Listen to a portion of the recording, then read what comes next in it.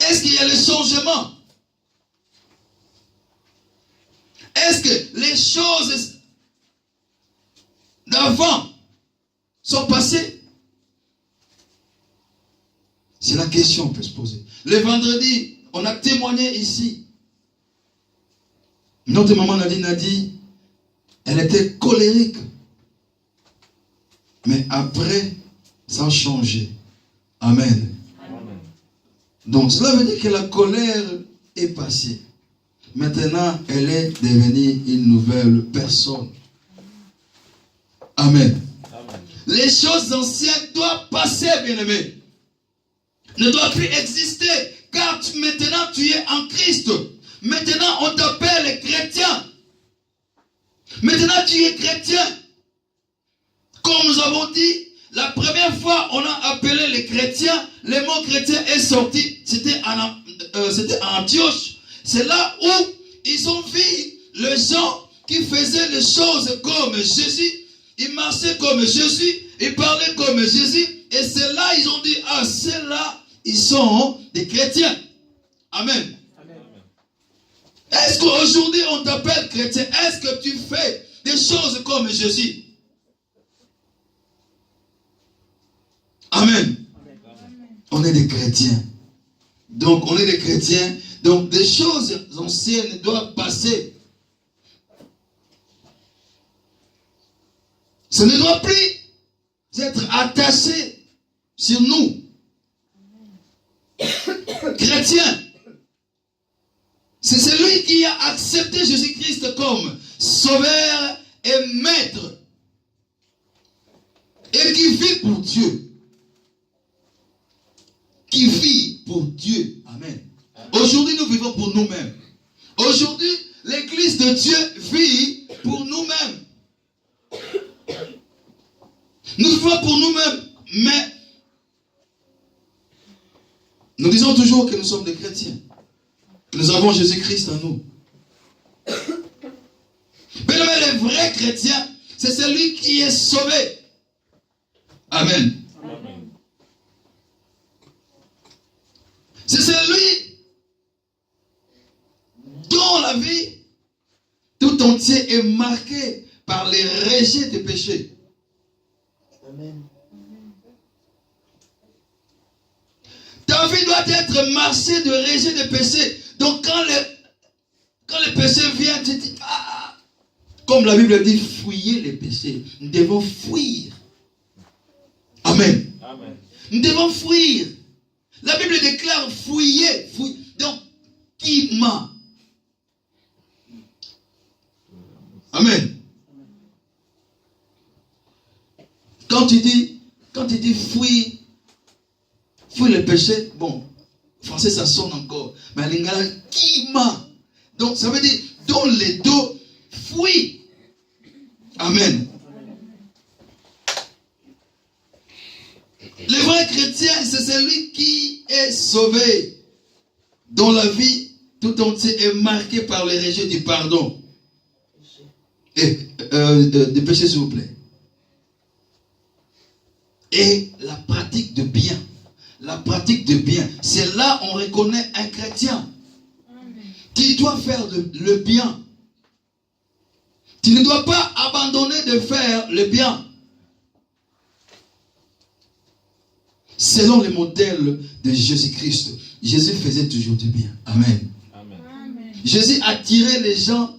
Les gens venaient vers Jésus parce qu'ils savaient que quand ils viennent vers Jésus, ils auront quelque chose. Amen. Amen. Si nous lisons 1 Jean, chapitre 2, verset 6. J'aimerais que notre sœur Amisha nous fasse la lecture. 1 Jean chapitre 2 verset 6.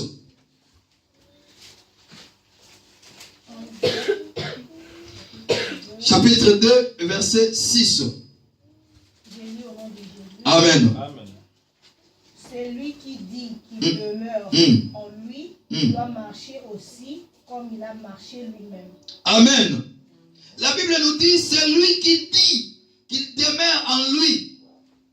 Nous disons des fois, ah, moi je suis chrétien. Ah, Jésus-Christ est avec moi. Est-ce que tu fais la volonté de Dieu? Est-ce que tu marches comme notre Seigneur? La Bible déclare, cette personne-là doit marcher aussi comme il a marché lui-même.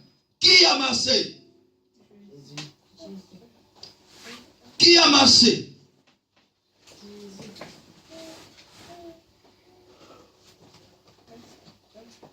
Amen. Amen. C'est lui qui dit qu'il t'aimait. C'est lui qui dit, il vient à l'église. C'est lui qui dit, moi je prie. Toi qui dis, moi je suis chrétien. Moi je vais à l'église. Moi je connais la Bible. Moi je connais la parole de Dieu. Moi je sais faire ceci. Moi je fais ceci. Bien-aimé, est-ce que tu marches comme Jésus-Christ? Est-ce que tu fais la volonté de Dieu? La Bible déclare, si vous demeurez en moi, moi aussi je demeurerai en vous. Amen. Amen. Si tu fais la volonté de Dieu, Dieu aussi fera quelque chose pour toi. En récompense. Amen. Amen. Mon frère, Dieu va faire. Moi je suis convaincu. Pour ton problème, Dieu va faire. Dieu cherche les gens comme toi. Amen. Ce matin, nous tous, nous venons de nos maisons. Il y a eu la neige, mais on a pris les trams, on a le bus, machin, juste pour venir. Dieu va faire dans nos vies. Amen. Amen. Là, on est 12 heures. Il y a des gens qui continuent à dormir. Ah, je ne vais pas. Ah, je ne vais pas. Mais toi, tu as coupé ton sommeil pour venir adorer Dieu. Mais le message que il y aura un retour. Amen. Amen. Amen. Mais ce retour-là, bien aimé, ne vient pas parce que pour venir, ne vient pas pour venir, bien aimé. Amen. Nous avons été sauvés. Mais est-ce que la façon dont tu viens en l'église, est-ce que tu t'es détourné du péché? Mais si tu viens avec tes péchés, bien-aimés, tu n'auras rien de la part de Dieu, car Dieu n'aime pas les péchés. Amen. Amen. C'est pourquoi il nous dit, il nous appelle à se repentir d'abord.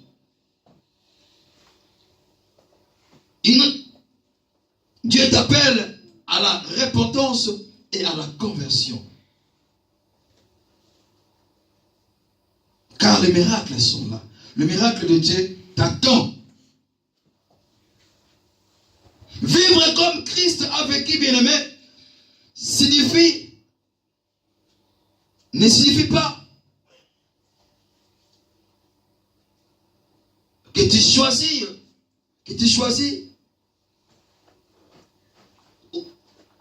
d'être disciple, si c'est comment,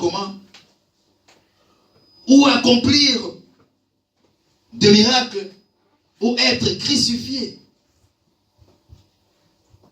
Parce qu'on dit le disciple, ou l'élève doit suivre l'exemple de son maître. Ce n'est pas tu dois suivre l'exemple de Jésus, que tu dois être crucifié, ou tu dois faire des miracles, machin, comme ça. Bien aimé. Mais pour vivre aujourd'hui comme il a vécu, comme Christ a vécu, bien aimé, nous devons obéir à son enseignement. Amen. Amen. Amen. Nous devons obéir à la parole de Dieu. Amen. Amen. Et suivre l'exemple de sa parfaite obéissance à Dieu. Jésus-Christ obéissait à son Père. Et nous aussi, nous devons suivre cet exemple-là. Et suivre la chose la plus importante. Suivre son amour au service de chacun. Amen. Amen. Son amour au service de chacun. C'est ce que Dieu nous demande. C'est ce que Dieu te demande. Quand tu suis cet exemple-là, quand tu fais cela, bien-aimé, tu as le changement en toi. Amen. Amen. Ézéchiel 18, 30, 32.